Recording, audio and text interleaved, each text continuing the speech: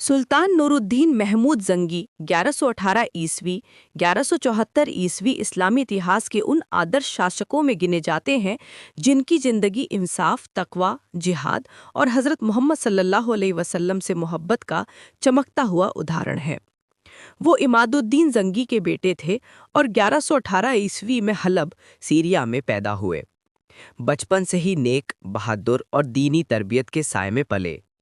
पिता की वफ़ात के बाद 1146 ईस्वी में उन्हें सल्तनत के अहम हिस्से मिले और उन्होंने अपनी हुकूमत को इंसाफ और जिहाद के ज़रिए मजबूत किया। उनका सबसे बड़ा गुण इंसाफ था। उनकी अदालत में अमीर गरीब सब बराबर थे। वो रात को भेस बदलकर रियाया के हालात मालूम करते, अवाम से मोहब्बत करते और जुल्म से नफ़रत करते। उनकी ज़िंदगी सादी और परहेज़गाराना थी। वो खुद सादा खाना खाते और बैतुल माल का एक पैसा भी निजी इस्तेमाल में नहीं लाते थे। नूरुद्दीन जंगी को हज़रत मोहम्मद सल्लल्लाहु अलैहि वसल्लम से ऐसी मोहब्बत थी कि जब मदीना मुनव्वरा में दो ईसाई रोज़ा रसूल सल्लल्लाहु अलैहि वसल्लम को नुकसान पहुंचाने की साजिश में मसरूफ़ पाए गए तो नूरुद्दीन को ख्वाब में नबी सल्लल्लाहु अलैहि वसल्लम की ज़ियारत हुई।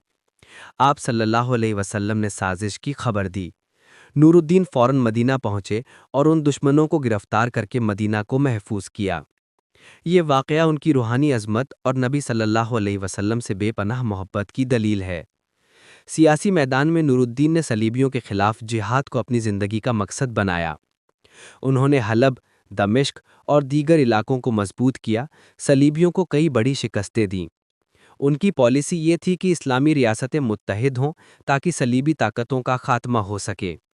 इसी सोच ने बाद में सलाहुद्दीन अय्यूबी के लिए रास्ता आसान किया।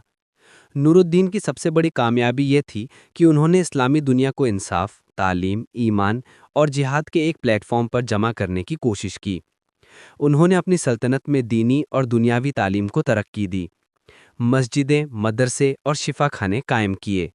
अवाम को इंसाफ की गारंटी दी, फौज को मजबूत बनाया और जिहाद के लिए तैयार किया। वो खुद मैदान जंग में शरीक होते और सिपाहियों के साथ खाते पीते। उनके दरबार में उलमा को इज्जत मिलती और फतवों के मुताबिक फैसले होते। उन्होंने बैतुल माल से यतीमों, बेवाओं और गरीबों की किफ़ालत की, बीमारों के लिए अस्पताल बनाए और मुसाफिरों के लिए सराय तामीर की। उनके इंसाफ की वजह से रियाया उन्हें नूरुद्दीन के लक़ब से याद करती थी। उनका सबसे बड़ा ख्वाब बैतुल मुक़द्दस की आज़ादी था, जिसके लिए उन्होंने लगातार कोशिशें की, लेकिन ये सआदत उनके बाद सलाहुद्दीन अय्यूबी के हिस्से में आई। मगर हकीकत यह है कि बैतुल मुक़द्दस की फ़तह की बुनियाद नूरुद्दीन जंगी ने ही रखी थी। 1174 ईस्वी में उनका विसाल हुआ और दमिश्क में दफन हुए। उनकी कब्र आज भी उनके इंसाफ और तकवा की याद दिलाती है।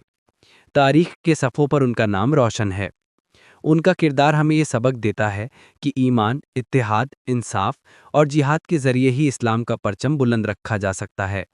वो सिर्फ एक हाकिम नहीं थे, बल्कि एक रूहानी रहनुमा भी थे। उन्होंने दुनिया को दिखाया कि ताकत सिर्फ तलवार से नहीं, बल्कि इंसाफ और तकवा से कायम रहती है।